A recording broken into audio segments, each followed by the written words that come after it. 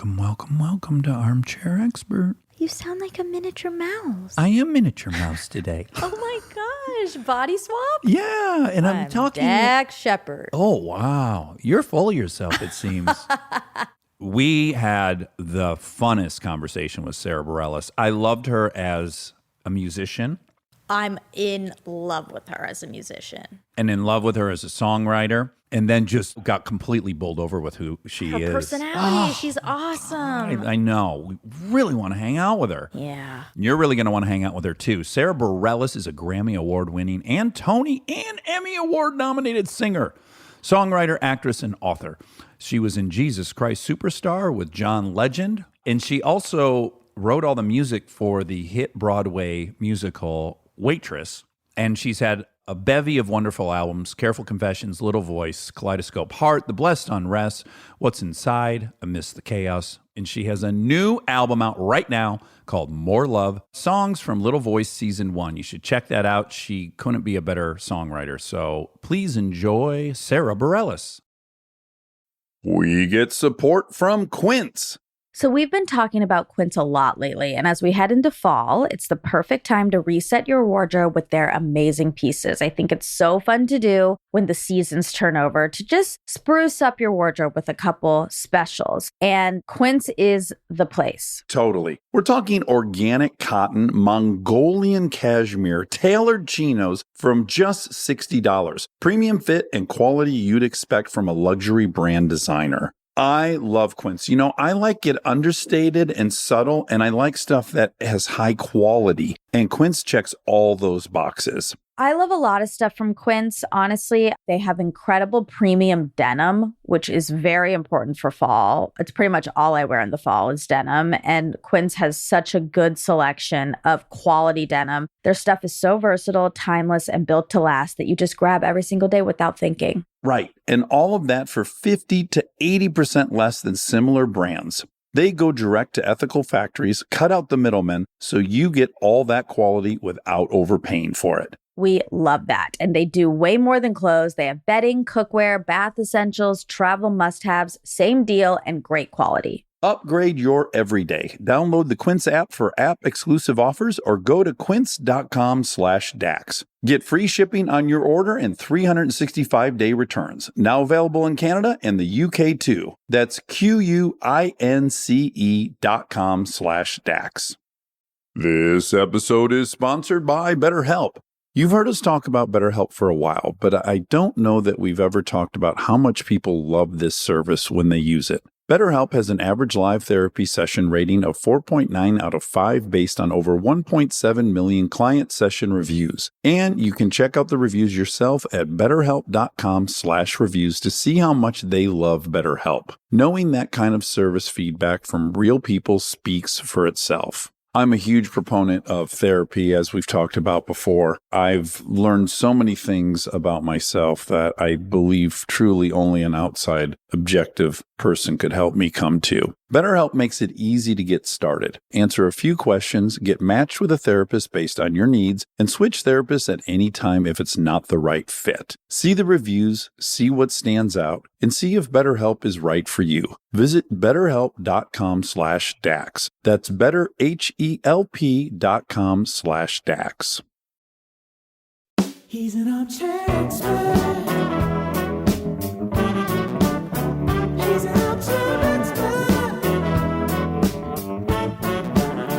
He's an armchair expert. Can you hear us? Oh, yay! Oh my God, is that embarrassing? We were half plugged in, like we could get your audio, but the part, for whatever reason, that turned off the mic, it needed to go in another 1/8 of an inch. No worries. Most things need to go in another 1/8 of an inch. You really think about it. I don't know. In 6 months, we've done a lot. 80 of these, and then we can't figure out how to talk to you. It's really shameful. No, there's nothing shameful about it. I just peed with my earpods on, and I was like, I'm pretty sure I'm just peeing into this microphone. I haven't like quite, you know what? It's 2020 is a beast. Can I tell you the funniest story along that way? A good friend of mine joined a Zoom AA meeting. It was morning, it was really early, so he's making his coffee and everything, and he thinks his video's off and his audio's off. He starts coughing pretty bad. He's a smoker, right? He goes, Dax, I am making noises, right? I'm like,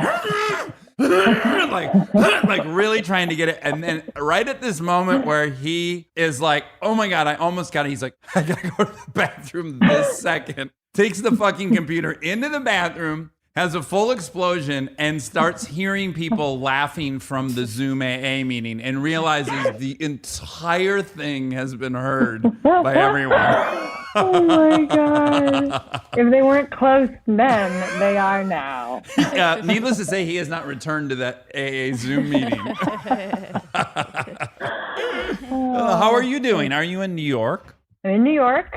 I think, for all intents and purposes, I'm doing okay at the moment. It's a real moment to moment this year. That's been my experience of it. I'm like kind of even, within a day, I'm very prone to the peaks and valleys, and it's been obviously an emotional year. So right now I'm like fine. Yeah. Minute to minute. Yeah. Monica and I were talking last night about how like you have your normal life, you have your normal challenges and struggles that everyone has, but I think we keep forgetting that it's happening within also this context of like crazy uncertainty and but you're not aware of it. And then your other problems just are taking this shape that are so profound. And you're like, wow, I normally handle this. And then you got to keep reminding yourself like, oh, this is very atypical and it's very stressful. Yeah, completely. And I've found that I think because of the severity of everything, like all of the real issues that are going on, it starts to feel like, does any of this other shit matter? Does anything matter other than literally life and death and this election? That's like the only thing I care about. It's true. But there's like half the country's on fire. There's the global pandemic. There's an election, seconds away. It's a lot. It is a lot. Too much. Too much. Some would argue too much.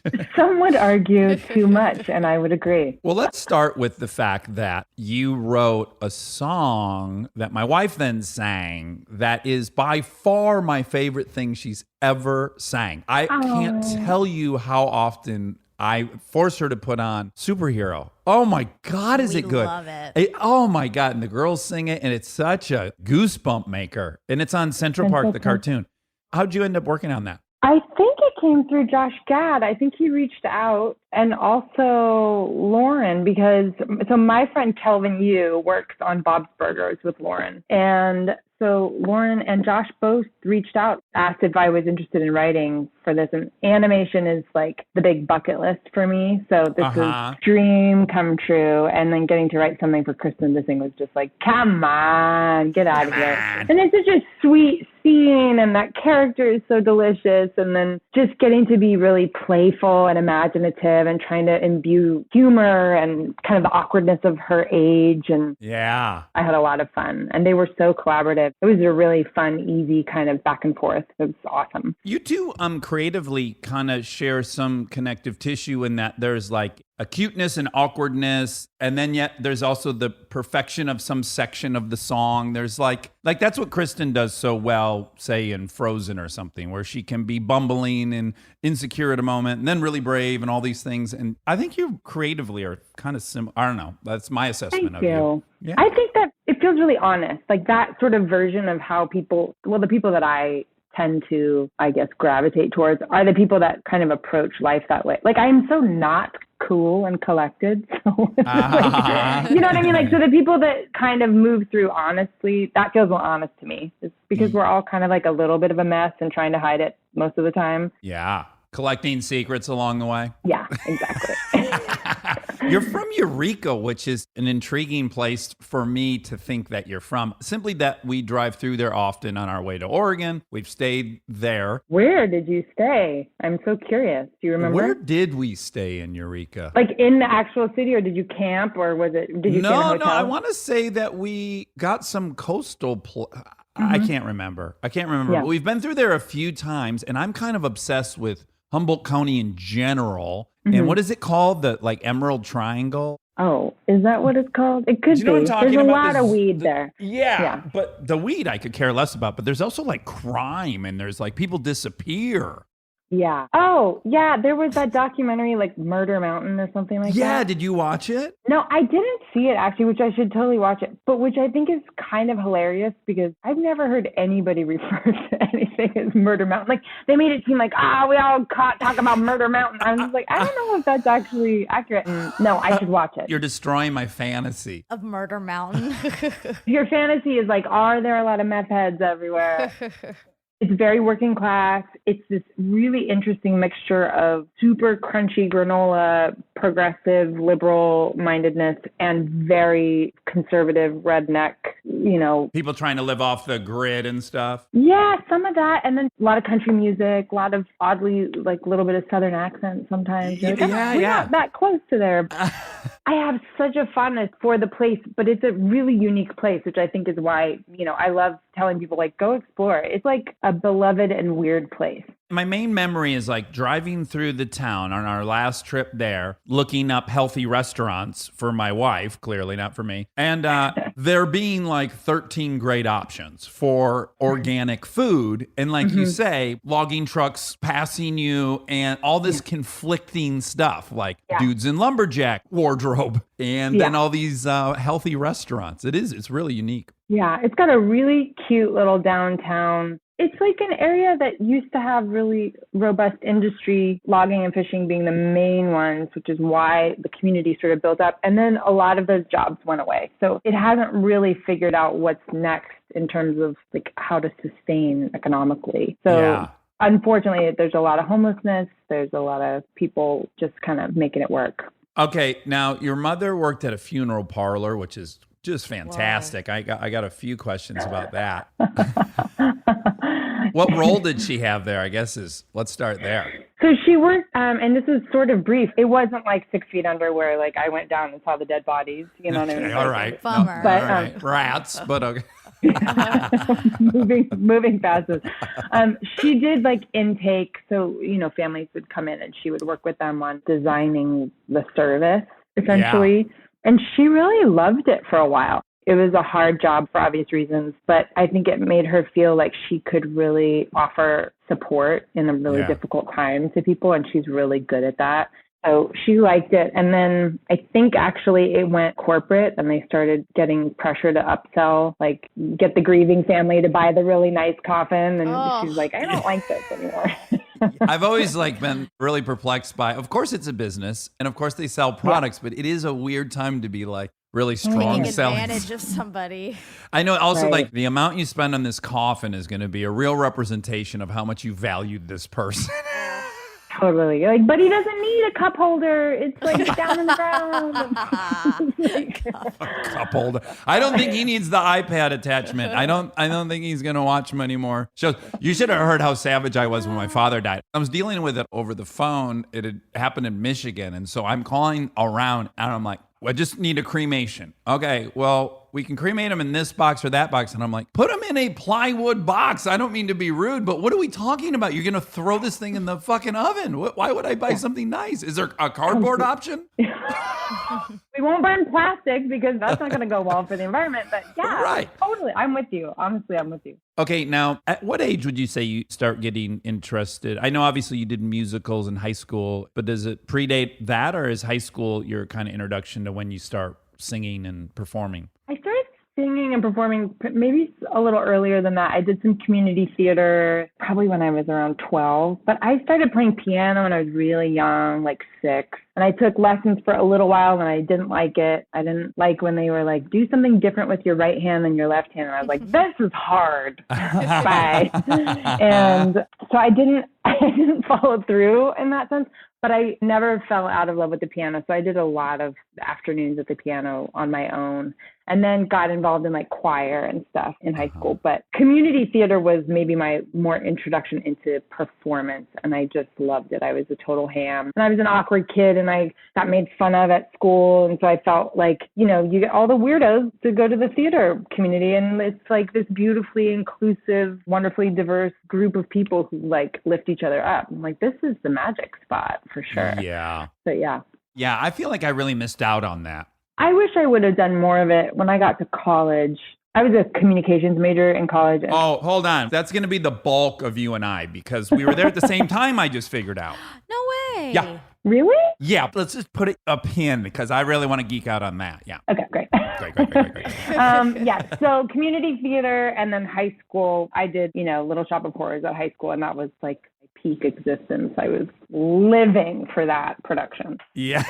But seeing you now, I feel like it'd be hard to think that you got made fun of. Yeah, I mean, you're a major babe. Yeah. Big surprise. But Okay. what about just like awkwardness or? Awkwardness. I was a chubby kid. I went to Catholic school, which is just a whole other separate, we can dive into that too. But yeah, I had like some mean kids in my class, and it was such a small class. And you just like, as I want to say, like maybe even, second or third grade, you kind of get your roles or your whatever the stereotypes about you, like they're just indelible and they didn't change. Each year would pass, and I'm like, I don't think I should be like called fat anymore. Like I'm like, I would have this I would have this like crisis of identity where I'm like, I would feel good during the summer and I'd like work really hard. But anyway. There was no upward migration out of your class strata? No, until I changed schools. I went to public school in 8th grade and then it changed. But the body dysmorphia and all of the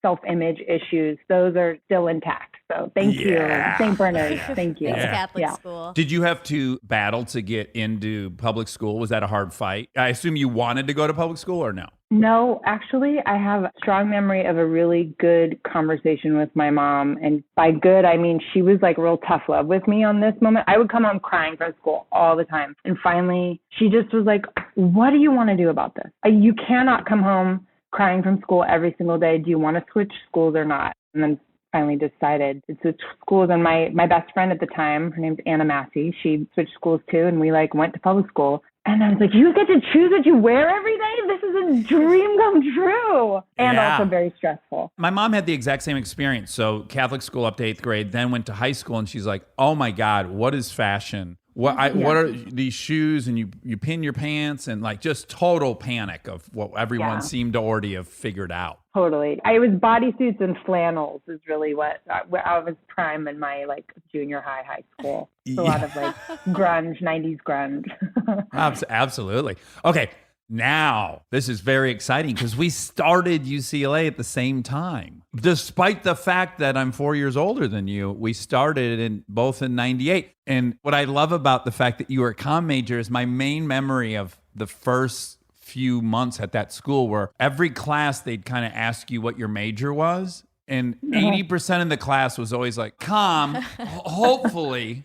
Like it was and I was like, what? This many people want to be in comm? What's going on? And you made the cut. This is very exciting. Yeah, but I was undeclared my first year. And then I knew communications was like this impacted major. And then once you finally got in, you realized it's like, oh, it's because all of the jocks, all of the sorority girls, everybody's in this thing. And then you get to the end of your years of studying it, you're like, I'm not totally sure I studied anything. Yeah. I can't tell you what we learned. Well, that makes me so happy to hear because my first thought was just like, can you study communicating for 2 years? I mean, I had like a 1 comm class. You learn interpersonal, and intrapersonal. And isn't that a wrap on communication? Right. I remember we had a couple of sociology classes that I really thought were interesting.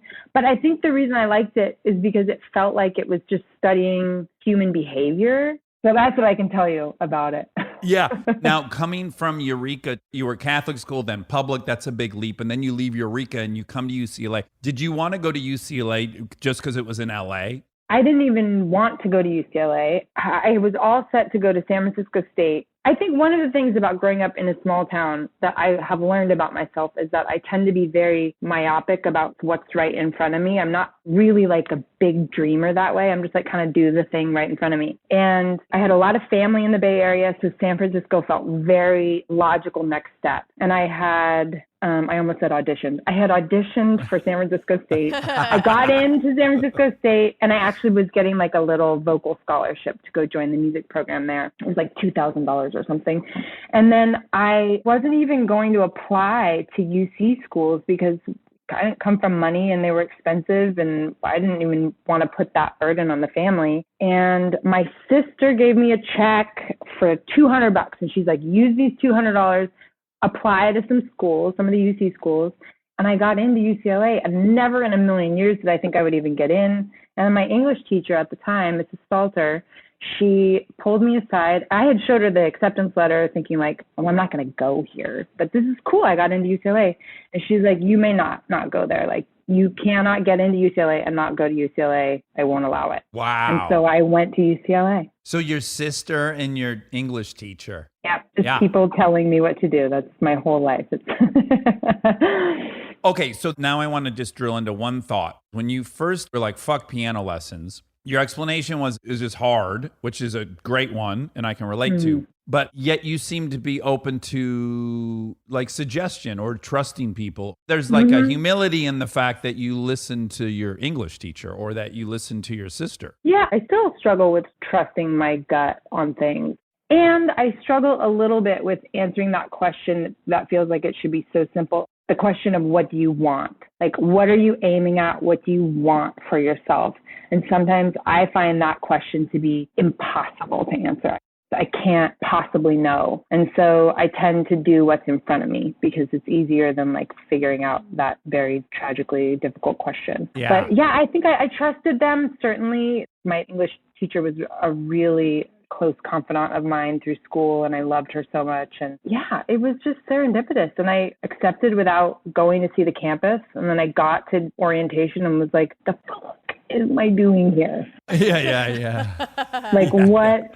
And Beverly Hills 90210. Oh my God. I remember seeing the beaches of Los Angeles for the first time. And like, I grew up in NorCal. You dress like this to go to the beach. Yeah, and it's a dark brown beach and the water's 49 degrees. Cold. There's like sharks. You don't go in the water. You're just walking your dog or whatever. And then I go down and it's legit Baywatch down there. And I'm like, my mind is blown. I too moved to LA and I moved from a town similar to the one you've described, which is like, it was very blue collar, all automotive workers, very high hillbilly contingency, even though we were by Detroit. Dudes with accents, to your point, inexplicably. Yeah. Crazy how that happened, huh? Yeah, tons of violence, just fights every day. Everyone's violent. People are challenging each other at Burger King and everywhere else. And then, I moved to LA and I was like, this is incredibly different. And whatever thing that I had defined myself as cool is not working here. People don't want to hear any fight stories. I'm smoking on campus. No one smoked. Everyone smoked in Detroit. And I'm like, oh my God, I'm a fucking dirtbag here. I'm a complete dirtbag. I remember feeling just like tragically inadequate because I didn't know what anyone was talking about. Like I got to school and it seemed like all the girls had these Kate Spade bags.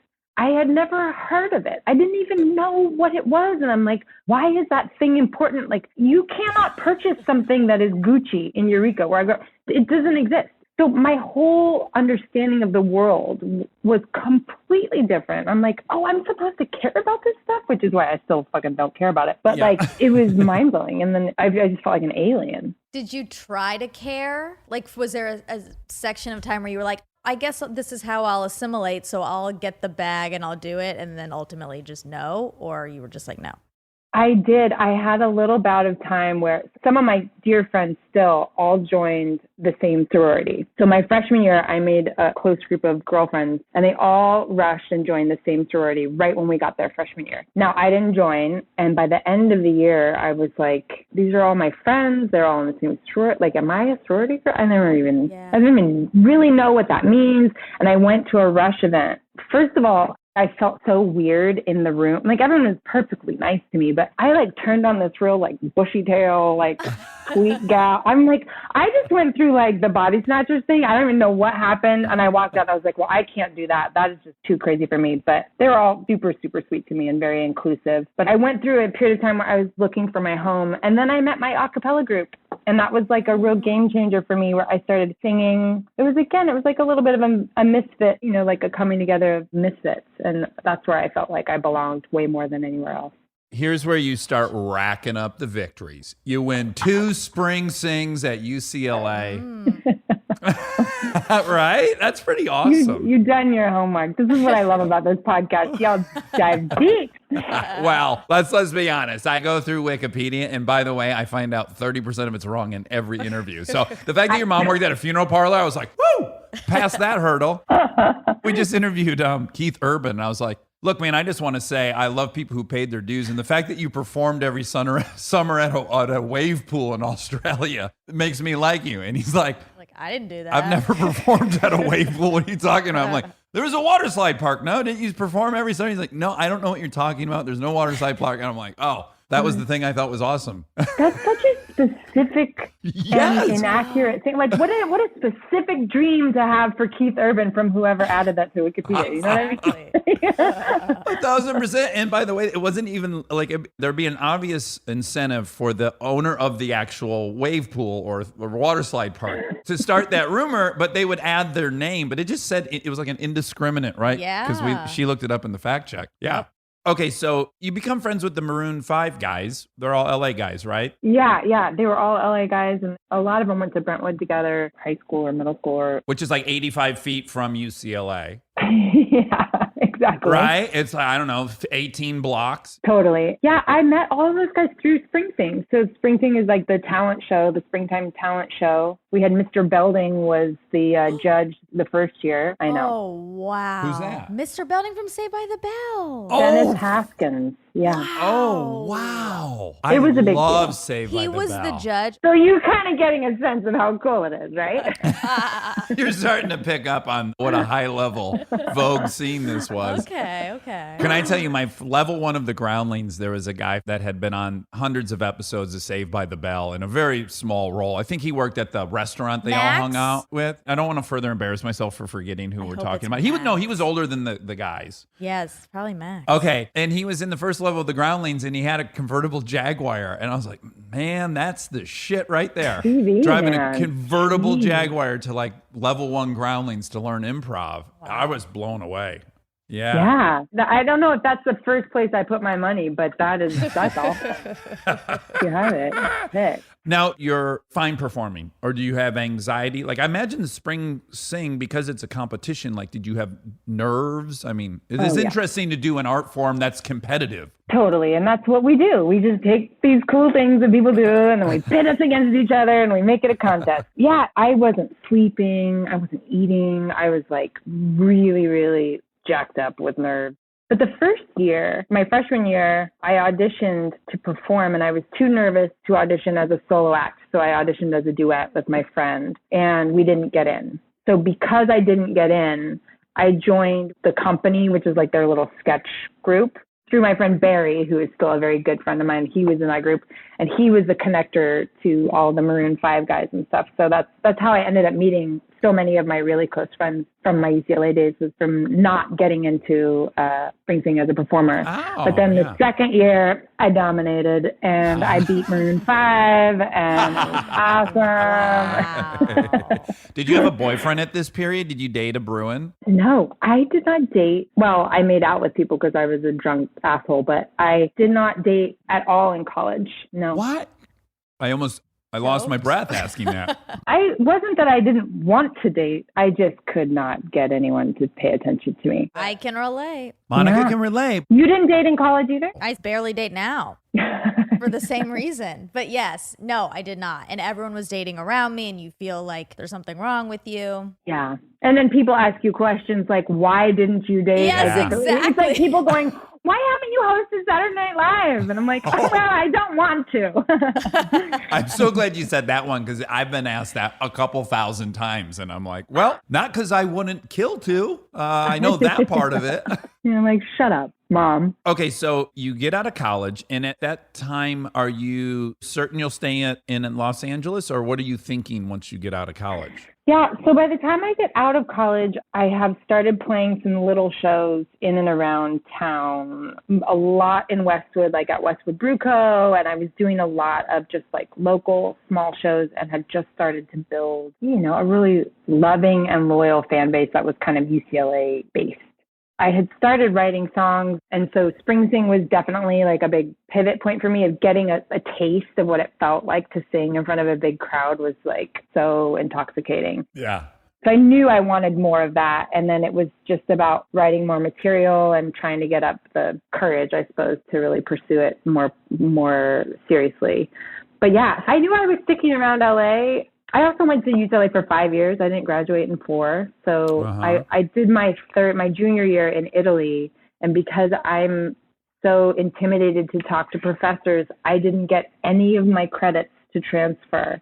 So I basically took a year off, went to school for a year in Italy, in Italian, and then was too nervous to go into the offices to ask them to write the credit, the normal thing you're supposed to do if you go away to school. So it's as if my junior year didn't count. You had a gap year within your I had a gap studies. year in which I went to school. Yeah, that's a bummer. My first question is, do you have an explanation for it, or are you still wondering about it? As far as why you wouldn't have been able to muster up the confidence to do that? I mean, it comes from the same place that makes me a little nervous to call to order pizza. It's that same part of me that's just anxious about having any kind of interaction with a stranger, which I've gotten over quite a bit. But yeah, it felt too complicated. It felt like doing my taxes or something. Yeah, it was just this is going to be too hard. There's too many forms to fill out. I'd rather just go to school for an entire other year.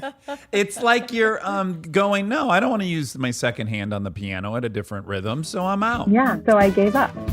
Stay tuned for more Armchair Expert, if you dare. Thank you to our presenting sponsor, HP, for supporting this episode. Parents, you've got enough on your back to school list right now. Ink cartridges do not need to be on it. They just don't. The HP Smart Tank printer uses a refillable ink tank and comes with up to 3 years of ink included. It's the last printer you'll ever need. To learn more, search HP Smart Tank. This podcast is brought to you by Squarespace.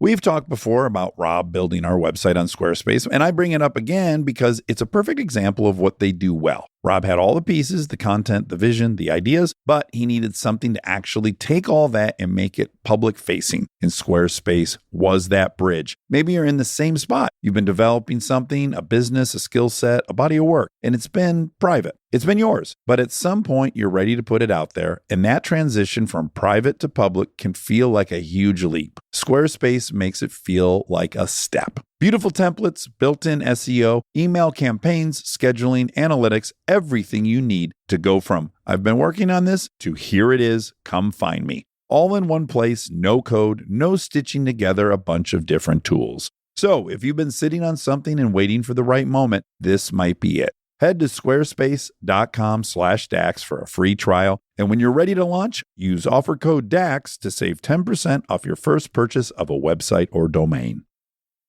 We are supported by Auto Trader.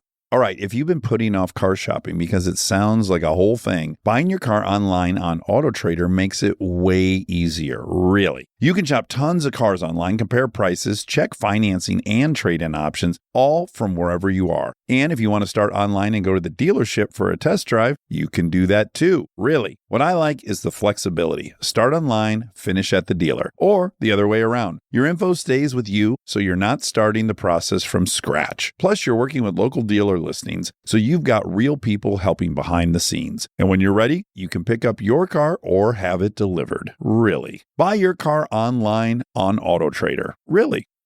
This episode is supported by Helix. All right, let's talk about something we both really care deeply about: sleep. It's the most important thing. I've had my Helix mattress for years now, and I genuinely think it's one of the best investments you can make for your home. Mine still feels just like it did when I first got it. Well, that's the thing. It's not one of those mattresses that caves in after 6 months. These things are built to last. And I'm a side sleeper. I ordered a side sleeper and I get hot, so I have cooling. And I can't tell you how much more comfortable it is to be in there not sweating and tossing and turning. Cooling is really important. I've read that you're supposed to sleep a little bit cold. So I also have cooling. And they have over 20 models, so it's not a one-size-fits-all situation. You just go take their quiz and they match you to what actually works for your body. Plus, they've got cooling upgrades, which heading into summer, non-negotiable. Truly. Go to helixsleep.com/armchair for 20% off. That's helixsleep.com/armchair for 20% off. Make sure you enter our show name after checkout so they know we sent you. helixsleep.com/armchair.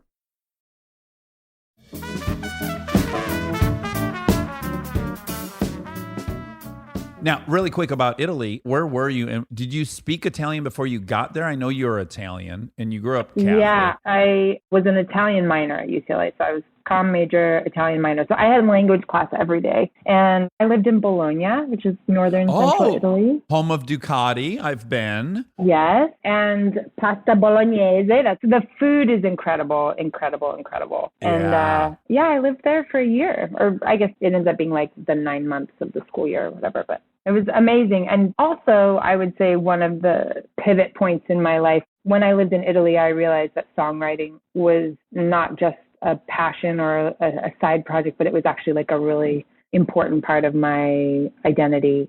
I had several nervous breakdowns while I was there. I feel like it's so important for everybody to feel foreign. It's so important to like build empathy and compassion for how hard it is to be in a country that you're not from. And I was extremely homesick, but I stuck it out. And then I started really channeling my feelings through music. That was a big shift for me. Bader-Meinhof, frequency illusion. Ooh. We literally were just talking about this 2 days ago because a friend of Monica's went out on her own to visit somewhere. And I was saying I once went to Italy and my friends didn't arrive through a series of drinking accidents. They didn't show up when they were supposed to. So I was just by myself just for 3 days in Venice. And on day 2, I was like, I am all alone on the planet. No one will care if I die. I can't speak to anybody. I mean, the level of loneliness I felt. And then I had brought a book, thank fucking God. And I read an entire book in 3 days because the pain of that loneliness, I was not expecting. I'm outgoing, blah, blah, blah. So to do a year of that, I have to imagine in retrospect, an incredible character moment just in life. Oh, totally. I mean, it was amazing. And I look back and I did things that I'm like, what were you thinking? Like, oh my God. Like, you know, I had an American girl who was my roommate. And then we also lived with 3 other Italians. And you get 2 weeks of like, you can live here and then you have to figure it out. You have to find an apartment, figure out where your classes are. I mean, the whole thing was just like, I cannot believe I got on that plane. Like as an 18-year-old, what an idiot. But it was extraordinary. And living there, and by the end, I really missed home. America is certainly fucked up, but I love it here. And I love too. being here, you know. Okay. Did you take an Italian lover at any point? Yes, I had a couple. Yeah. Oh, I was so scared you were going to say no. I know. That would be real tragic because, you know, Yeah. the Italian men are down to clown. So And they are not afraid to chat up a gal, huh? However invisible you felt at UCLA, I have to imagine it was like a light switch where you're like, oh, every light is pointing at me, I think. The beginning, you're just so like, oh my God, Bella, ciao Bella, oh my goodness. And then by the end of the year, I'm like, you motherfucker, why don't you shut your mouth? But, you know, I did not ask you to comment on my appearance. Yeah. That's it culturally imbued in them that the men comment on the women, on their physicality incessantly to a point that I find to be really ugly and distracting and unhealthy. Now, I don't know if that's changed. This was a lot of years ago, but one of my professors in our final oral exam told me I gained weight while I was there. He's like, oh, sei ingrassata un po', eh? I'm like, did you just tell me I got fatter this year? Oh like, my God. it was wild. It was wild. Wow. Yeah. I don't know what sentence I want you to say in Italian, but I just really want you to say like Can you describe my looks? Objectify me, and I won't know. So be as harsh as you'd like to be. This will be great. And then for whatever Italian listeners, this will be really fun. And I'll never find out. Non ricordo molto italiano, però posso dire che tu sei un uomo alto. I can't remember a lot of words, but that's some in a row. I feel like one was tall. Tall. Alto, right? Isn't that That's tall? what I said. Oh. That was what I put 2 and 2 together. Wow. I know. Yeah. I'm really good at Wow. it. You speak Italian too. I guess I do. Ciao bello, ciao bello, ciao bello. I embarrassed Kristen so bad We did a movie that shot for 2 weeks that we were both in, and we were in Rome. And I was infected with that place. And everywhere we went, I was Tourettically, if that's a word. Like, I have Tourette's. I do have OCD and some impulse control issues. Everywhere we went, I couldn't stop. Hey, I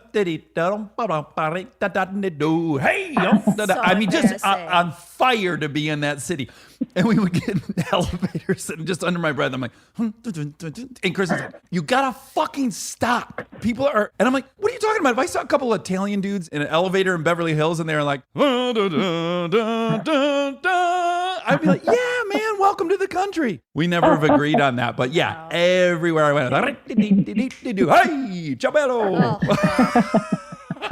I loved it. I mean, Italy is just the greatest, greatest. I took my boyfriend and I went to Venice together because he'd never been to Italy at all. And so I felt like you're going to see something quintessentially Italian. You know, Venice is extraordinary. And Rome is probably my favorite city. Besides New York City, it's probably my favorite city on the planet. I think it's unbelievable. I have this funny memory. When I was in college, I started singing with this little Italian jazz orchestra. It was part of like why I like reclaimed music. I met this guy who was like an expat American guy that was the conductor for this jazz orchestra. And then we started doing gigs together and we played a wedding and I was singing at the reception and they played that song from the band ABBA, The Winner Takes It All. Resistance, as the couple is coming down this hill on like a tractor. And I'm like, I've never seen anything like this. And do you understand the lyrics? Because that song is a really particular choice for a wedding. Oh my God. Oh, that's great. You return, you start performing locally, and then you put out your first album. Did you kind of self-produce and self-put out? Actually, someone that my a cappella group had worked with, his name's Gabriel Mann, and he's a writer-composer. He actually did all the music for Modern Family, was what he's done for forever and ever now. Yeah, good friend, known him forever, and he produced my first record. We did like 5 songs. I kind of scraped together enough money to do a few songs together, and then put that out. And my buddies in Maroon 5 invited me to go on my first tour. And so we did the 2 weeks with them on the East Coast, and it was a game changer in just every way, shape, and form. I got a taste of what it felt like. You know, they took really good care of us because we're buddies, and I just had the time of my freaking life. And then I ended up working with their manager eventually. Okay. And so then I got a manager, and we kind of went the road of doing showcases, and I did tons and tons of showcases for labels and lawyers, and nobody wanted to touch me. Nobody knew what to do with me. They're like, yeah, you like have a nice voice, but what's up with all the headscarves? And like, I don't really get your thing on stage. And I have never been able to get over this tremendous sense of awkwardness that I have. And it's very present on stage. And now it's become more of like that's a real comfort zone for me. But I think people experiencing it for the first time, they're like, you swear a lot. And I don't know why you're talking about your period so much. Yeah, when you get nervous, you just start like, just every thought just starts kind of coming out. It's completely verbal diarrhea. Yeah. And I find that like my mind oddly just goes to like really obscure, like strange, like overshares. Cause I think it's going to like make people I don't even know why people would relax knowing about my menstrual cycle, but it's a fast fall. Just hearing that you have one has put me at tremendous ease. I like it. It's relatable.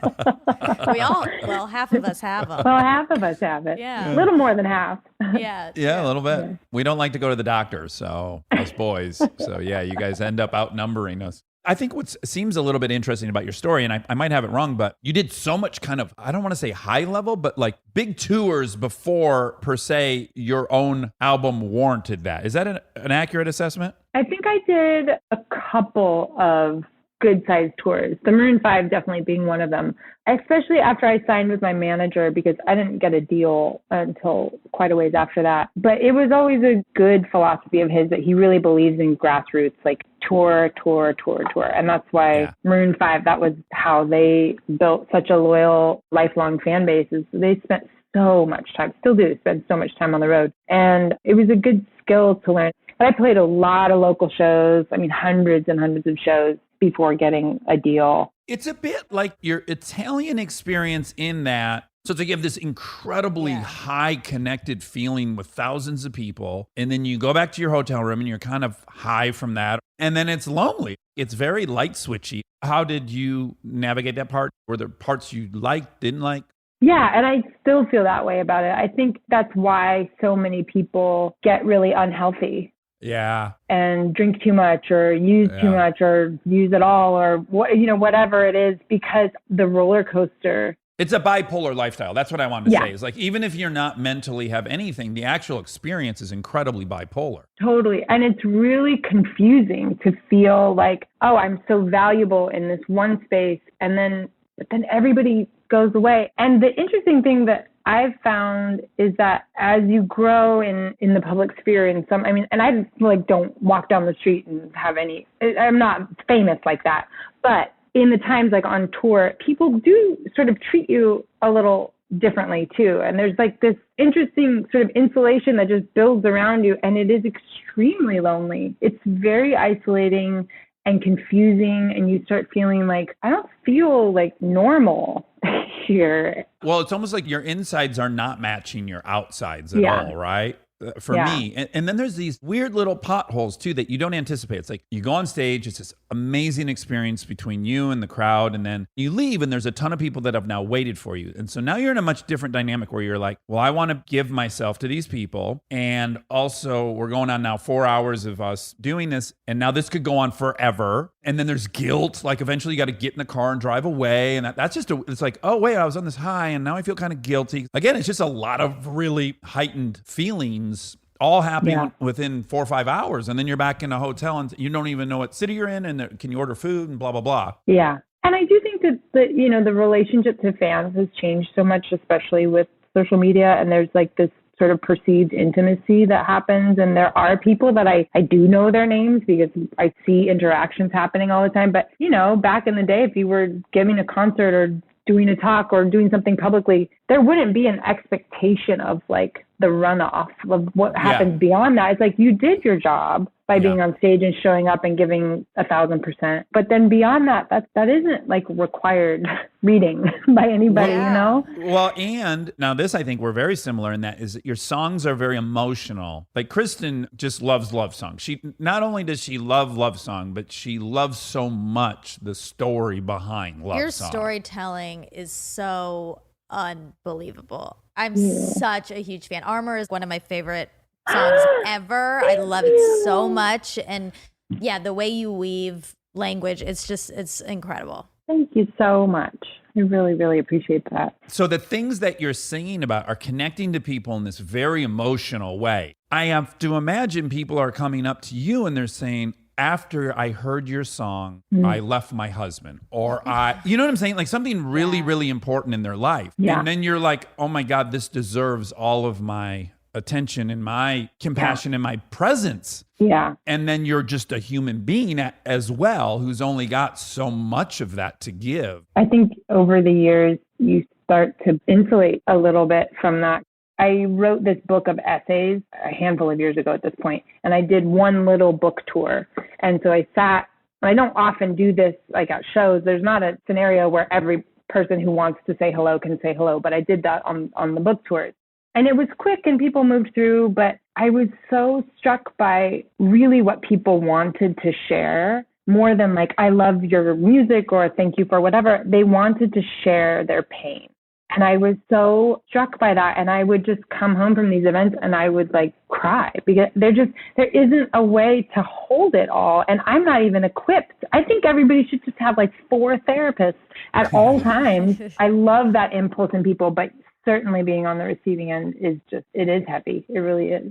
What tools have you employed to not go down the addict road or the self-destructive road? Because again, too, I think for me, so I on some level feel fraudulent often. Like, I don't deserve this. Yeah, that imposter syndrome. Everyone I know has it, especially, like, shockingly, every very successful person I know has it to some degree where they're just like, I don't know how I got here, and I don't think I deserve it. I've only met a couple where I'm like, and I don't know this about him. I met Matthew McConaughey, and I'm like, man, this is the dude. He's feeling it. He was built for this, and it is great. Like, I just could feel this motherfucker was built for this. I'm like happy for him.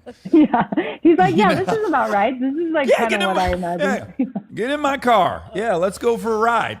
And I love it. I think it's spectacular. Yeah. But yeah, I think a lot of us just feel like, well, I know I'm darker than you know I'm dark, or I know I'm not the thing. I've been in therapy I still talk to my therapist once a week, and I have for 10 years, and meditation is a massive practice. I get dark. I haven't really gotten close to, I had some bad habits, I think, that were growing on tour. But also as a singer, I just physically couldn't abuse myself and then still sing. So that I think there was like a limitation that just lived in my world in a way, because I do love to drink, and I'm 40. That train kind of skipped me by, I think. But I think, a lot of self-reflection and meditation, and it has been the lifesavers for me.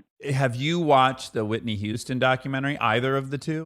I don't know which one I've watched, but I saw it in the theaters. Yeah, that was probably the Miramax one. The Showtime one I liked more. She was performing in these stadium tours. And as you know about Whitney Houston, she doesn't have one song that she can take off or recoup, right? Every song is like 100%. Yeah. And she is coked to the max. She's not sleeping. Yeah. She's super skinny, and she's still going out there and doing it.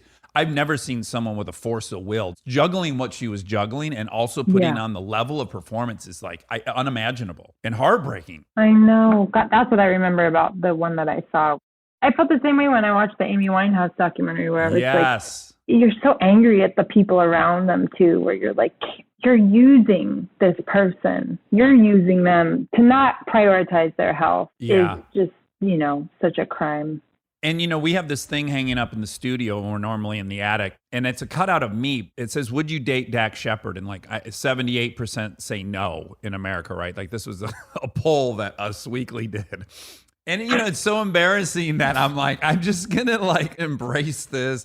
So it hangs in our studio. But the other day, Monica and I were in there with some downtime. And the other side of that is Amy Winehouse. And it's a similar poll. And the poll is, do you like her style? And it's like 80% no, I hate her style. And I'm like, you're part of it. You're part of what killed her. Why the fuck are you evaluating? Why would you have a poll and take out a full page ad and fucking burn some human being about their... it really hit me like, there were a lot of things coming her way that you just have to feel bad about. Yeah, totally. I mean, this industry is so toxic on so many levels, and, to the celebrity of people eclipses their humanity so quickly. And then we buy into it. We start caring about all the wrong shit, and you're like, oh, this matters.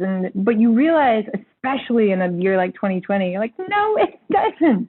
None of this shit matters. I got too sad. I'm sorry I bring up Whitney. But real quick, can I just really quick, because you go long. Go really long. Go long. Love Song. There's a story behind that, right? Weren't you asked? You're right. I'm assuming everyone just knows the story behind that. Will you tell us? Can you just tell us briefly? Yeah. I think it's so awesome.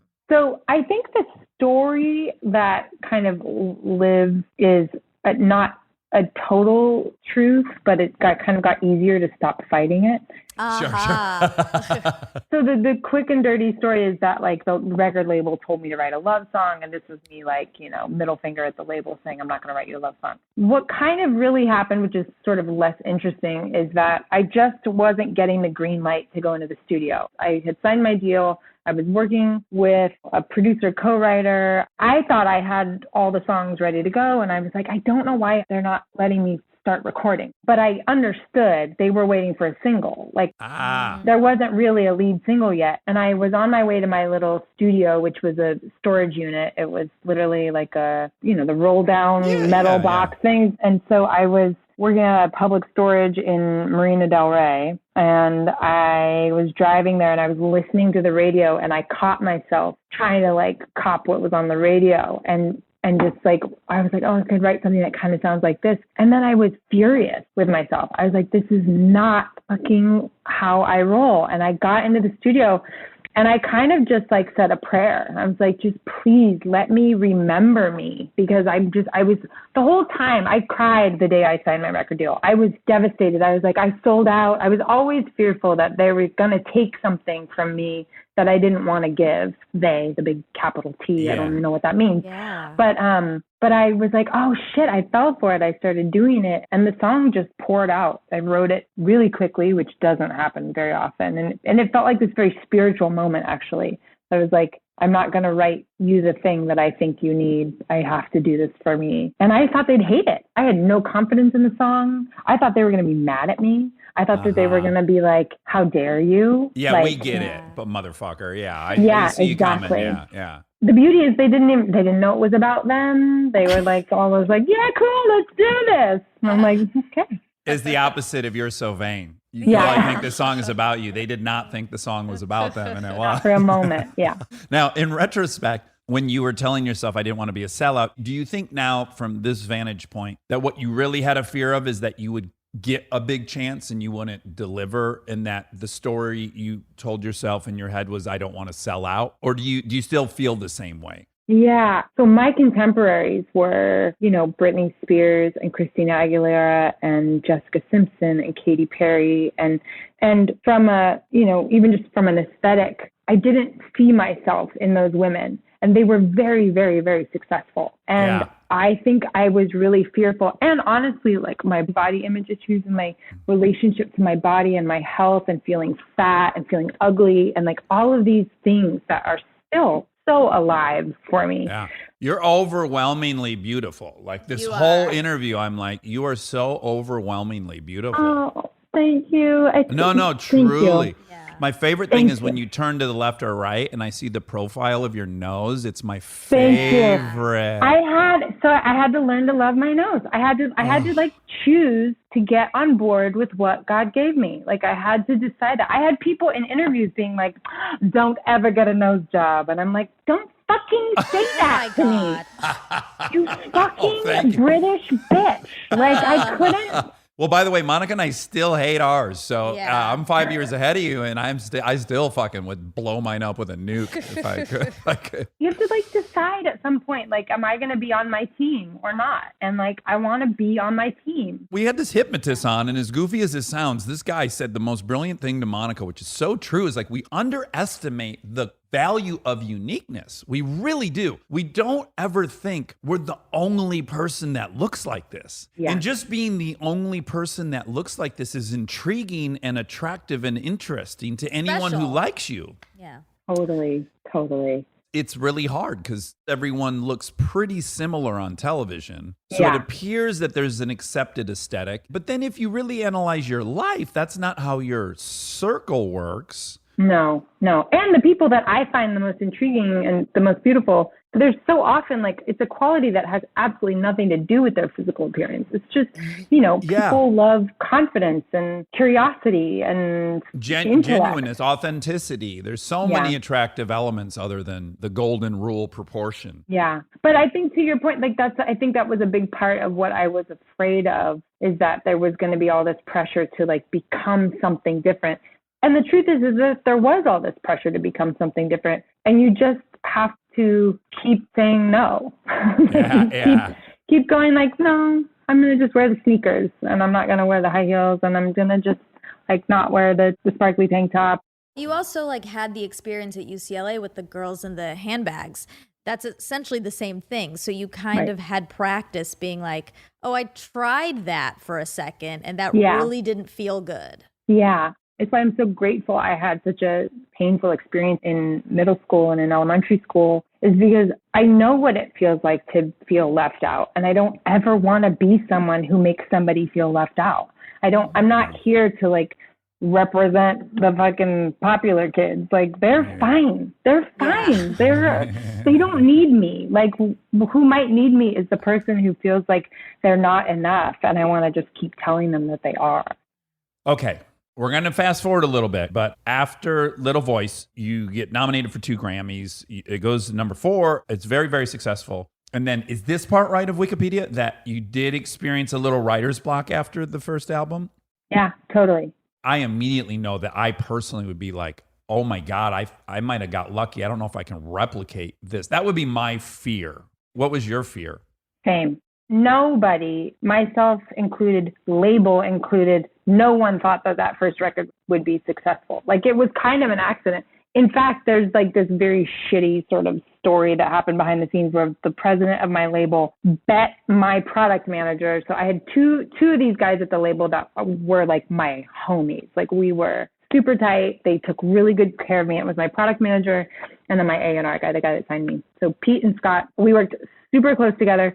And the president of the label at the time bet my product manager $50,000 worth of advertising money that I wouldn't sell a certain number of records that week.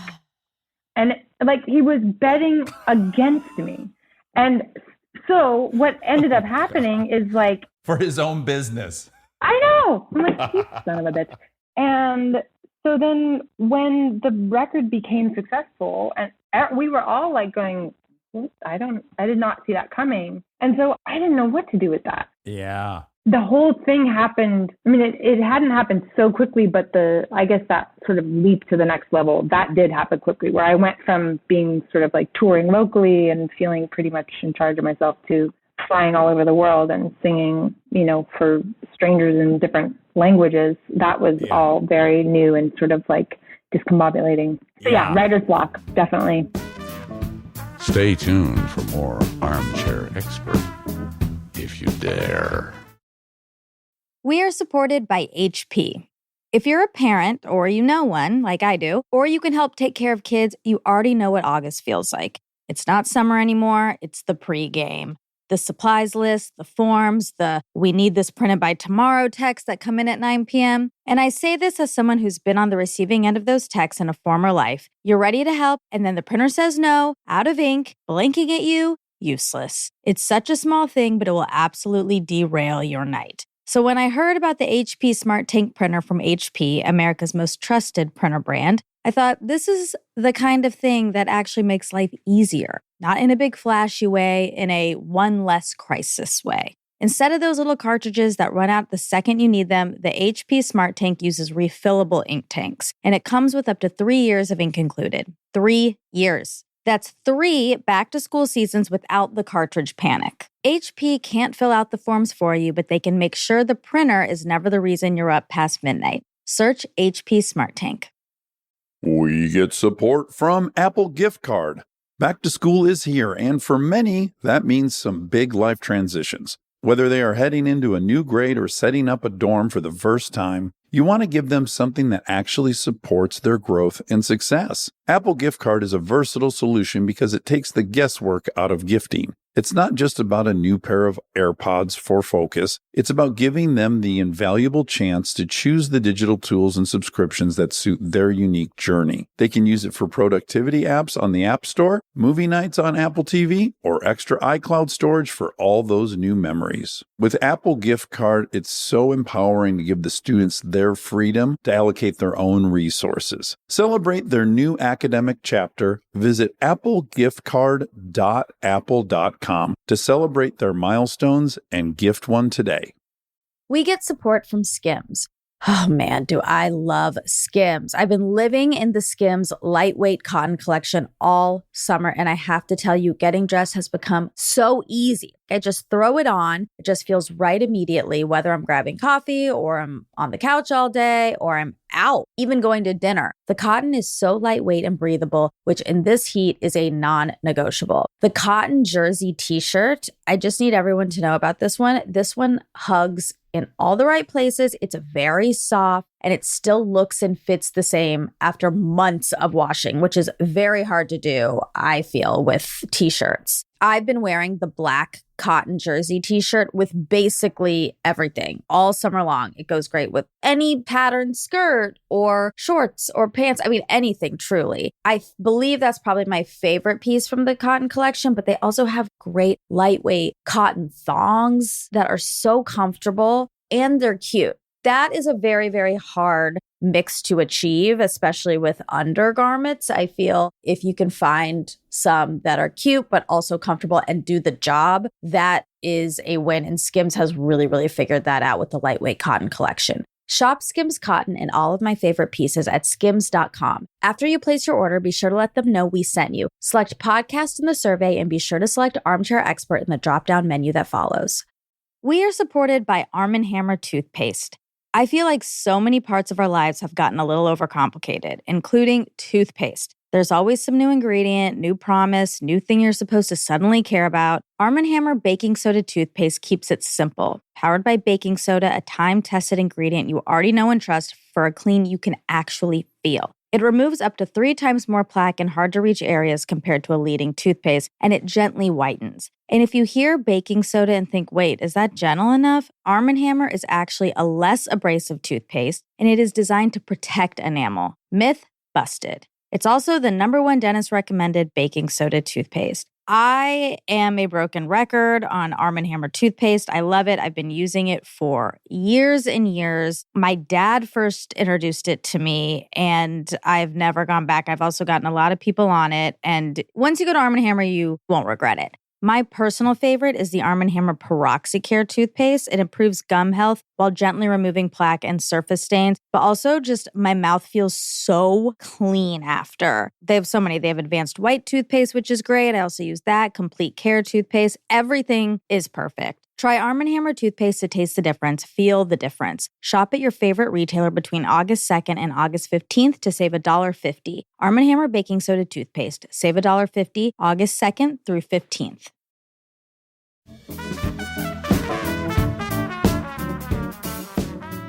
Now, how did you decide you wanted to get involved with Waitress? So I had done 3 records, and I realized very quickly that the cycle of being a recording artist starts to feel really monotonous really quickly.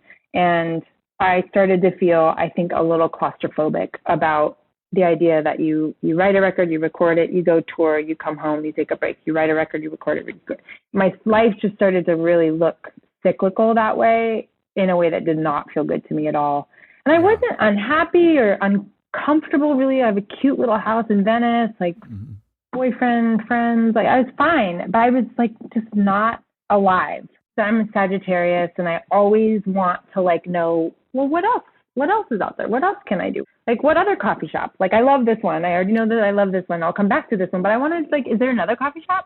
So I took a month, and I just did like a little Rumspringa in New York. And I came to New York for a month with my sister, and I played and I hung out and I did nothing but just like have an adventure. And during that time, I took a couple of meetings, and one was with Diane Paulus, who's the director of Waitress. And I had reached out to my theatrical agent saying, like, I'm kind of curious about, is there a theater project? I grew up on theater. I love theater, thinking that I would audition for something to go be in a show for a while. And I had a meeting with Diane, and she was lovely and really intelligent. But the opportunity was to be a composer for the show, which felt like beyond even, I would have never even considered that as a place to go. That sounds very scary, especially for someone like you who I can tell is not going to force creativity. Like, you're going to wait for it. And I didn't know what I was really saying yes to, but we had such a nice lunch, and I basically said, I hadn't seen the movie yet. I was like, let me watch the movie and let me see how it feels. And, we can agree to like, let's see what this is like. And if I suck at it, you'll let me know, and we'll like shake hands and move on.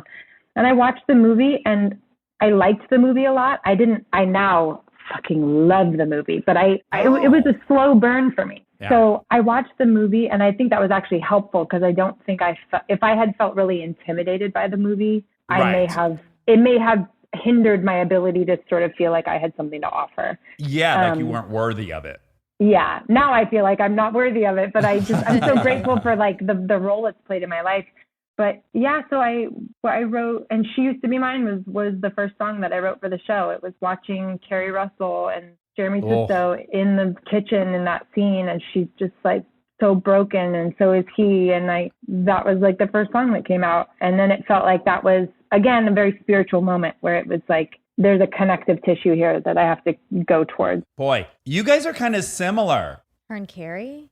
Yeah, Carrie Russell. She's so down to earth, right? She's so blue collar. Yeah. Never met her. Oh my God, you must. She's very cool. It's a little bit like looking at the sun. I don't know if I can. How could you have not met her throughout this whole process? Buddies. She showed up to our attic with a 6-pack, and she's like, you mind if I kill a couple beers while we do this? Awesome. And we're like, fuck yeah, girl. Shockingly normal. That's great. So once you had success in that, and it ran up until this year, right? Yeah. Did Corona have anything to do with it going away, or it just was going away anyways? Thankfully, our Broadway company, we had an official like closing date. Like I look back on that and it feels like such a gift to have been able to say goodbye to the show. I mean, it was heart-wrenching, but we had almost 4 years on Broadway, which was an extraordinary run beyond any of our wildest dreams. And you got nominated for Tony, Yeah, right? we had 4 Tony nominations for the show, and my score got nominated. Yeah. A little show called Hamilton also came out that year, so we were pretty fucked. But, you know. You're like Brian Wilson. You're like, cool album. What's it called? The White Album? Oh. Yeah, a rough year to compete. Totally. But it was, I mean, in a way, I feel like it was actually such a gift to the whole theater community because it shined this massive spotlight. There was all of a sudden all this new interest in like what was happening on stage. And I think it revitalized the community in such a cool way. But yeah, I feel like my life falls into 2 categories. It's before Waitress and after Waitress. Everything about my life changed because of that show. And I'm like forever. In what way? In that you have your foot in the door of a different avenue that isn't as taxing or repetitive. Is that what it is? Or I think it has to do with at a time in my life where I needed to be reminded about sort of the vastness of creativity and that how rewarding it can be to work on something because you enjoy it versus like there's so many Broadway shows that are in development and have been for 10 years. Like there's no guarantee that anything's going to see the light of day, be successful in any way, shape or form, monetarily I'm speaking. yeah. But like, it's this giant gamble. And the beauty of theater, which I cannot say enough good things about, is that it's so deeply collaborative and there's like this many people paying attention. Let me just say really quick, Sarah just made her fingers Tiny. like the tiniest, like less than a quarter inch was her fingers. For how many For how many people people are are paying interested. attention. Yeah. I just imagine someone at home is like, does she hold her hands completely apart? Like the whole world's paying attention, or We're going to go ahead and make that the screenshot for the show.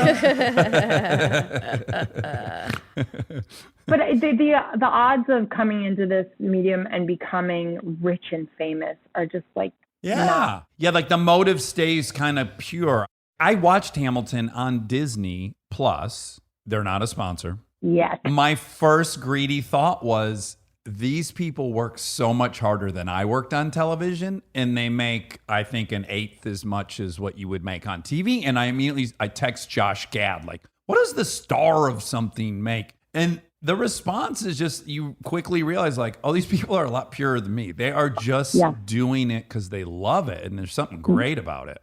And it's so rewarding, but it is so fucking hard. They do 8 shows a week. They do two shows a day, twice a week. It's incredible. The perseverance and the dedication and the discipline. And then, you know, what I also love about it is that it's not as competitive as it feels like in the music industry, at least to me, because the odds of you sort of like crossing paths with other people in your community, you know, shows don't run forever. So you've been in a show with somebody, or you came up with somebody, or that was your lighting designer, and now they're working on this other thing. And it's a small community. And in that way, like the Tonys are by far the most fun award show I've ever been to. Oh, And I've really? been to the other ones now. So yeah. I see it in Kristen, you know, because she went to musical theater school. And yeah, these people have hung on to the feeling that they're the kids in your high school theater. Like Misfits. Misfits. Whereas like the movie business and the television business is more star driven. Yeah. And it's more popular driven. It's more alpha driven. There's all these components. But yeah, it seems like even when these musical theater people get tons of recognition, they still just seem a lot more humble, I think, than other actors.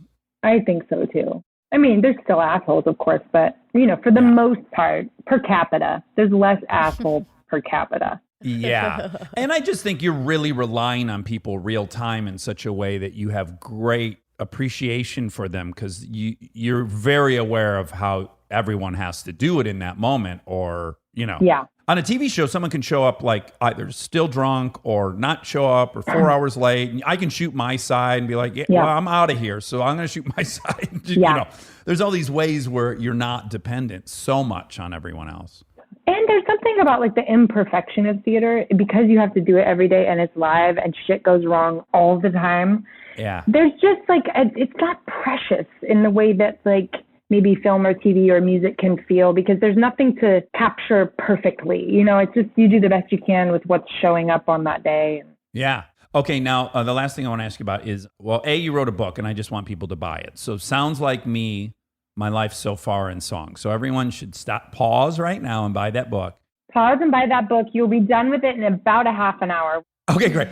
Pause it, buy it, read it, and then, okay. So everybody, welcome back. Hope you enjoyed the book. It's a great one. Now, you did Jesus Christ Superstar with John Legend. That seems, having met you now, like a huge swing for you. Yeah. First of all, getting offered it at all was like, are you sure? Are you sure? But thankfully, I was in Waitress at the time. So I guess my like stage muscles were kind of primed at the moment. Yeah. And it could not have been a lovelier group from every person on the creative team to every person on stage. It was so much fun. It was so much fun. And John and Brandon Victor Dixon, by the way, playing Judas. I mean, these are heavy, heavy roles. And they just carried them so lightly. So I felt like, well, Mary Maggs doesn't get to have a panic attack when you have one song, or you have like two songs. You got to just relax and just sing it. Yeah, like you can draft on maybe John Legend's confidence. Yeah, which bit, I right? absolutely did. Yeah, Totally. like I'm just going to step behind you and let you suck me through this. Yep. Fuck it. Yeah. Yep, exactly. Okay, so you have a new album coming out, or a record, or an LP, or a piece of vinyl. I have an album that just came out, and it's called More Love, and it's songs from Little Voice, season 1. So I executive produced and created a television show with J.J. Abrams and Jesse Nelson, my partner on Waitress. And it's about a young songwriter in New York City, and I wrote all the original music, and it's sort of loosely inspired by my life, except her life is way cooler than mine was. And yeah, so that whole season, that first season is out on Apple TV Plus, and it's binge-worthy at this point. And so the album is the music from the first season of Little Voice? Exactly. We did a cast album, kind of similarly to how we did Waitress, where there's a cast album, and then I did my version of the songs as well. So some of these songs were written when I was Bess's age. In fact, so my first record was called Little Voice that we talked about that has Love Song on it. And I had a dream when I was 24 or 25 about writing this song. I was like, this is the song that's going to capture me right now. It's really important. And then I tried to put it on the record, and they were like, it's not good enough. And so it didn't end up on the record, but I was so attached to the song, I wanted to name the record Little Voice. So we did. And then all these years, 15 years later or whatever, it's now that same song, unchanged, is the theme song for the show and sort of like the little seed of the... Oh. That's awesome. It's like the thesis statement for the show, you know. So yeah, it's a beautiful show. It's really heart forward and hopeful and strangely nostalgic about New York because we shot it, you know, pre-coronavirus. So it's uncynical and very heart forward. And so it felt really good to put that out this year in a time which is just a dumpster fire of hell. Yeah. Now, here's my question. I've thought early on, now this has evolved for me, but early on I was like, I want coronavirus. I want to get it over with. And then I want to feel like I have a superpower and I want to like go everywhere because no one's going anywhere. Like I thought, you had it, right? Yeah, I had it super, super mild, thankfully. Okay. But I must say, I do feel a little bit like a superhero, even though I'm sure you can totally, I mean, there's evidence or reports of people getting it again. But yeah, I had it and I had the antibodies, so I feel fairly safe. So I'm just licking the subway poles at this point. Yeah, it's so interesting. I do wonder when we get to a point where it's like, you know, there's so many people that have had it. I don't know what percentage that would be, but like, I don't know. Would you be allowed to walk around without a mask? I don't think yet. I don't think we're at that stage yet. I wouldn't, just because I think the anti-maskers are just out of their minds. Yeah. Yeah. I just mean like there would be no reason for you to, I don't think. Would Well, there? yeah, but you can get it again. I don't know You how can get it again. long. And I think just at the off chance that, I mean, I know it seems like we know everything about the virus and we're really organized and like we have our shit together.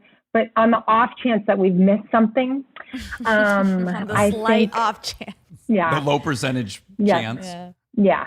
I'm just going to be safe on the safe side. All right. So, Little Voice, you've just read Sounds Like Me. And now you're going to go listen to Little Voice, And watch the show. And watch the show. binge the show. Welcome back. Is there a recording of you singing Superhero? I have a demo. I have an early demo. We'd Let's like see if I can it. find it. Let's see if I can find it. Oh my gosh. Living in a made-up world where I fit. I know I can dominate more than two-dimensional space. Did I just break that? I'm sorry. If I had my way, I could surprise them. I'd flip the script and say, everybody else. Anyway, you get it. Oh, Oh, no. we I want love to hear, it. We please want the give whole me. thing. Oh, watch me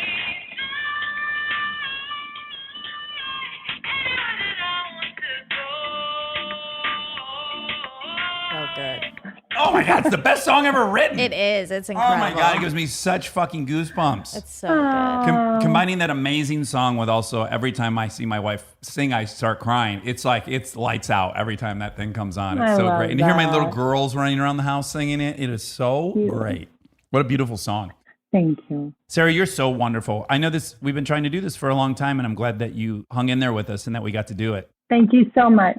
We want to meet you in real life. Yeah. Yeah. Yeah, let's hang out. Let's hang out. Let's hang you in Canada. We'll hang you. Thank you so much. This was so much fun, and I'm such a fan. Go Bruins. Yahoo! Bye. And now my favorite part of the show, the fact check with my soulmate, Monica Padman. This episode is brought to you by the new Max original comedy series, Stuart Fails to Save the Universe. From the world and creators of The Big Bang Theory comes a new comedy series. Stuart Bloom, comic book store owner and lovable underdog, accidentally breaks a device built by Sheldon and Leonard and kicks off a full-blown multiverse Armageddon. Now, he's on a mission to put reality back together alongside his girlfriend Denise, a geologist named Bert, and physicist Barry Kripke. Along the way, they're running into alternate universe versions of characters you already know and love. Check out the new Max original comedy series, Stuart Fails to Save the Universe, now streaming exclusively on HBO Max with new episodes Thursday at 9 p.m. Eastern. Subscription required. My favorite.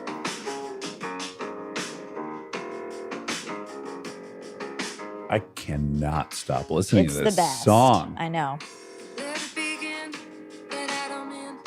Step one, original Oh. sin. Underneath the leaves.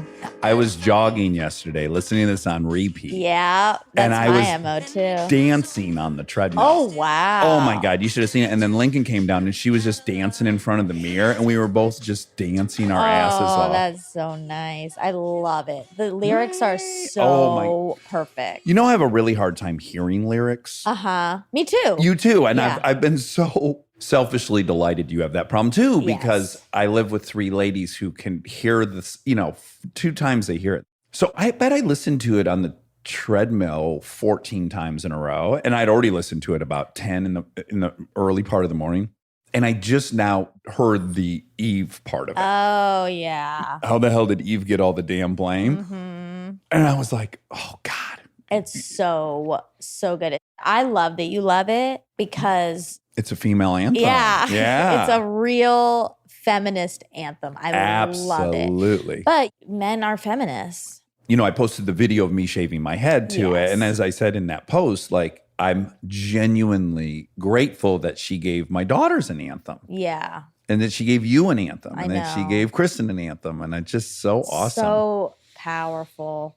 I mean, I told her that I was a fan. Yeah. But I kept it kind of cool. Sure. Because I'm a huge fan. The biggest? Yeah, The smallest biggest. As I said to her, her songwriting's impeccable. And fun, and like not conventional and not boring in any way. No. And it goes different places. And yeah. And there's always like at least one line that's pretty profound. Mhm. But also just her voice is so unbelievable. The way she hits like 40 notes in 2 seconds. Yeah. Well, some people I can sing along to and I can pretty much match. Yep. But she is almost impossible because she's so like each She's note's bouncing around so much. specific and new and I love her. I love her too. When I got home, I asked Kristen if she had the version of Superhero from her, and she did. Yeah. And when I realized, interestingly, because I think she wrote it for Kristen's voice and not her own, the chorus, I like Kristen's chorus, but on the track, she has to sing Titus's part too. And when she sings Titus's part, I'm like, oh, she got fucking nasty. Like she can get nasty too. Yeah. You know how much I like dirty, nasty You music. like nasty. Yeah, like that down South Georgia fucking just, ooh, got somebody fucking 40 up in here. Ooh, it stinks.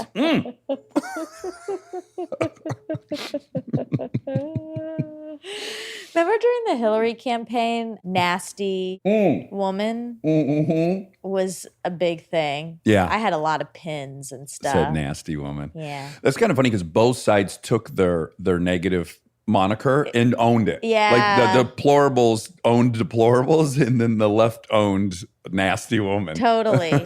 That's what you got to do, I guess. Mhm. That's a ding, ding, ding feminist. Oh, yeah. Ding, ding, ding, ding, ding. I do want to say, I have one political message I want to say. Okay. Wow. And it's to both people. It's to both sides. Oh, okay. Then it's okay. Yeah. That's not really political. But it is. Okay. It is. It's getting dangerous. That's what I want to say. Oh, the divisiveness. Yeah. Yeah. It's getting really, really dangerous. A lot of smart people I really respect are concerned. Yeah. And I'm not one to generally get fearful about this stuff, and then also watching The Social Dilemma. Exactly. Knowing that's ramping us up. And I just really beg everyone to just breathe a bit, detach your identity just a little bit, vote. Yeah. Go vote. We're in a democracy. Go vote. And also just unplug a little bit and remember way more than left or right. Everyone's a human here. So that's all I want to say. Mm-hmm. There was a cool sweater I saw that said, "Humankind, be both." I like that. Yeah. Did you buy it? Should I buy it? It's like $400. I'll buy it for you. Oh my God. Yeah. So it's a BTS behind the scenes. Okay. It's early for us. Oh my God, it's so early. And Monica's been pretty drowsy in the morning. So she's like, yeah, I'll leave the door open and, just whatever. I'm going to be hanging, just kind of fading in and out until you get here. Yeah. So I got here and I went in your bedroom and you were all fucking bundled up in your snuggles. And then I basically Karate Kidded you, right? Mr. Miyagi. Yeah. I started grabbing your feet and jostling your body around kind of radically. It was an interesting way to wake up. And then I was moving your legs like you were a baby who had gas. And then Luckily, I didn't release any gas.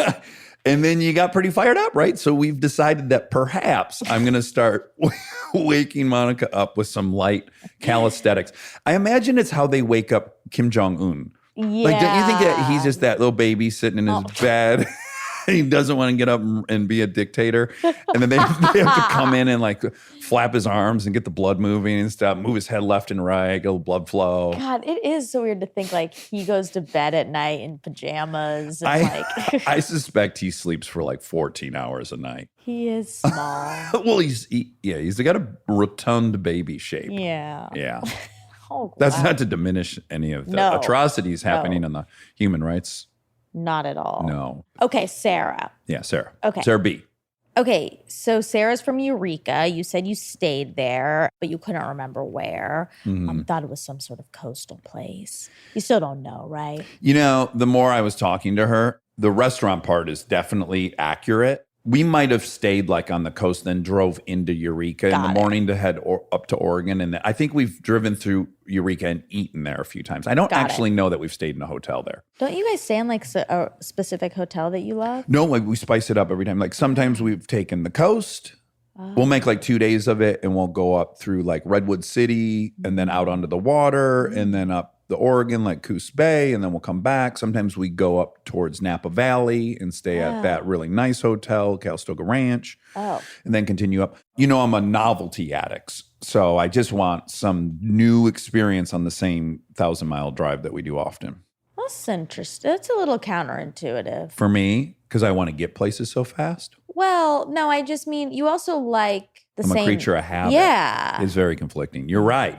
It's like what I do is I want to go to all these places, but then I want to eat at the same restaurant I ate there last time. Like I want to go back to Enchantment so fucking bad. Me too. It's all I've been thinking about for 2 weeks. So, yeah, it's a hotel in Sedona that we went to when you were doing Top Gear. And I want to eat that hamburger every single day we're there. Me too.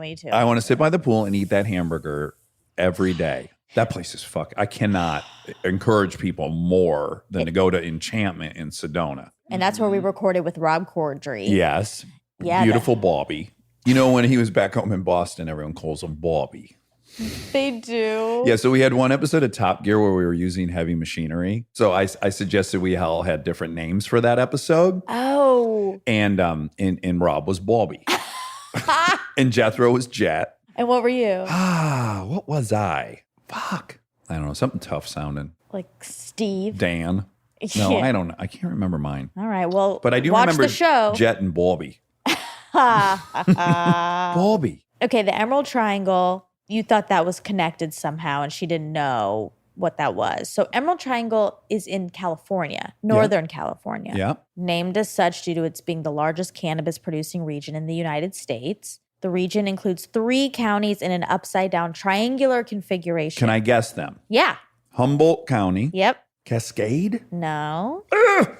I'm really impressed you got Humboldt County. How do you know the counties in Northern California? Humboldt's a very famous weed thing. Oh. Like, is this Humboldt green? Is this, okay, I'm just going to try one more. Okay. So, I don't know. Fuck. Okay. I thought I would have been guess one of them. Okay. Well, I'm going to give you a hint for one. Okay. One is a restaurant we like. Oh, wow. Not Stamp County. That's no. Okay. Okay. Think like salad, sandwiches, but not Stamp. Like. Oh, Jones? No. They have a. Okay, I'm kind of giving it. Oh, they have a salad you really like that is of the Chinese variety. Jones. Oh shit. Okay. That's where I like the Chinese chicken salad. Yeah. Okay, I messed up. They have a curried couscous. Oh, Mendocino County. Yes. I could have come up with that and I didn't. I know. And then there's going to be the northern one that has something to do with some mountains maybe or something. All right, what's the last one? Trinity. Would have never got it. I was way off. Okay, Humboldt, Trinity, Mendocino. Should I look up what county Eureka's in? It's in Humboldt. It is? Mm-hmm. Okay, so you were right. I feel like I should still check. Okay. You should. Humboldt County. Humboldt County. It's a Humble Pie County. It's a Humboldt County. Humboldt County. Wow, good job. I can't believe you know that stuff. It's not that impressive. Yes, like it a lot of people are is. gonna be listening going, everyone knows that. No. Okay. No one knows it. Anyways, that documentary Murder Mountain is terrifying. It's like ghost I'm gonna watch world. that. Yeah, it's creepy. People disappear there all the time. Ugh. Okay, when talking about Maroon 5 guys were all from Brentwood, you said it was like 18 blocks from UCLA. It's 3.7 miles, 11 or roughly minutes. 18 blocks. Okay. Is that real? No. Okay. No. How many blocks is a mile? Oh, wow. Are blocks that standard? Because in New York, the ones that run north and south are way shorter than the ones that run east and west. Oh, exactly. You know? Man, I miss New York. Me too. Me too. New I was York? just encouraging, though, Kristen, to take a play, which I've always been against. Oh, wow. But after talking to Sarah, funny enough, Yeah. I was like, she is right. That's such a cool community. Oh, yeah. And it's so special. Yeah. And then just last night, I was like, you should try to find one in the summer. And then Monica and I will just go and we can record in New York. Oh, my God. Should we go could just live there Yeah, for well- the summer? Yeah, for probably 4 months. I've always wanted to live there. It's the only city, I guess, except Enchantment Hotel in Sedona, that I get a longing for. Yeah. I get yeah. pangs for it. Yep, like a lover you haven't Yeah. seen. Yeah. I want to say one more thing about Enchantment. They are not a sponsor. I just want to be clear about that. It is not cheap, No. but compared to LA or California in general, it's about a third of what we would have to pay to have that hotel in California. Right. Like I just kept going like, this is the best bang for your buck I've spent in the last 5 years. Yeah. Yeah. And they have just the tastiest burger. Not as good as Emily's. I will say that on record. It is not as good as Emily's. Nothing is as good as Nothing. Emily's, but by God, you're not expecting to get I think it's about the 4th best hamburger I've ever had, or maybe even the 3rd. And you're not Yeah. expecting that in the middle of Arizona. Pool food. Pool food. Yeah. But they had a caramelized brisket? Is that what they were describing that was Yeah, on had top? some onion, Crisped onions. crispy onions. Man, what a meal. I'm starving. Let's go to Sedona for lunch. Okay, you went to Groundlings with someone who you said was in Saved by the Bell, and I'm guessing it was Max. And I was just wondering if I said the name, if you'd know. Hit me. Ed Alonzo. Yep. Absolutely. Ed Alonzo. In fact, I'm really sad I didn't remember that, but that was 25 years ago at this point, but it was Ed Alonzo. And he was a very awesome dude. That's so cool. But I was just like, I was totally starstruck. I was like, how could I be in a class with that guy who's been on TV forever? It was very exciting. And again, he had that old, like a 90s Jaguar XJ, like convertible, with the 12-cylinder. Yeah. Black on black on black. Oh, really? Just Yeah. like your Pacifica. Oh, speaking of black on black on black, I have made a car purchase. Yeah, I got a Dodge Charger Hellcat wide body because I reviewed one on Top Gear, and it was, out of all the cars I reviewed, it was the one I thought was the most ridiculous. I have a question. Yeah. When you make car purchases, do you ever have buyer's remorse? I've never had buyer's remorse. But in honesty, let's see. I bought my pickup truck new in 2010. That's the first new car I ever bought in my life. And then in 2015, I got that Mercedes station wagon. Yeah. Now, I love that Mercedes station wagon so much that I don't want to rack up a bunch of miles on it. Like, that's a car I want to have the rest of my life as a collector's car. So I got to stop driving it, basically. Oh. So this, I was like, I'm going to get this. I'm going to drive lease. I've never leased a car. Oh. So I'm leasing it for 3 years. Oh. And it's ideal. That's cool. So we did mention about getting COVID twice, and just in this Science magazine, scientists have found the first solid evidence that people can be reinfected with the virus that causes COVID-19. A new study shows a 33-year-old man who was treated at the hospital for a mild case in March harbored the virus again when he was tested at the Hong Kong airport after returning from Europe on August 15th, less than 5 months later. He had no symptoms this time. Researchers had sequenced the virus, SARS-CoV-2, from the first infection. They did so again after the patient's second diagnosis and found numerous differences between the two, bolstering the case that the patient had been infected a second time. Ooh. This case proves that at least some patients do not have lifelong immunity. So that's that. That's a bummer. Yeah. That's a real bummer. Anyway, we love Sarah. That's the last fact that we have to say is that we love her. Yeah. Yeah. There's nothing else to say. I can't believe someone said to her, "Don't get that nose fixed." I know. Ugh. Puke. People are trying to, people have good intentions, They but do. They bumble the execution. I wish people would think just a little longer before they talk. Yeah. Myself included. Well, I love you. Love you. And I want you to have a really good day. Are you going to hop back in that bed? Probably. Fantastic. Bye. See you in Enchantment.